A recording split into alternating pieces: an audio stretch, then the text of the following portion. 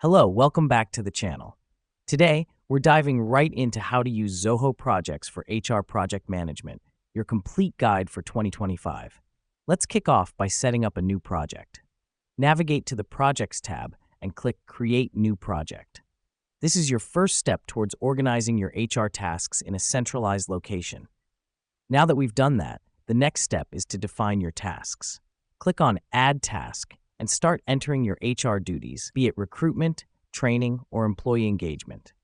This helps us because it gives us clarity on what needs to be done and when.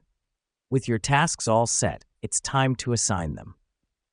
Click on the Assign Task button and select the team member responsible. The reason we do this is to ensure accountability and keep everyone on the same page about who's doing what.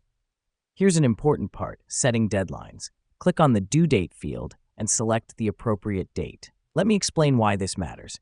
Deadlines keep the team on track and help ensure the timely completion of tasks. Next up, tracking the progress. You can easily do this by using the Status drop-down menu to mark tasks as in progress, completed, or on hold. This gives us a quick overview of where we stand and what needs our attention next. Now that we've set everything up, let's touch on monitoring.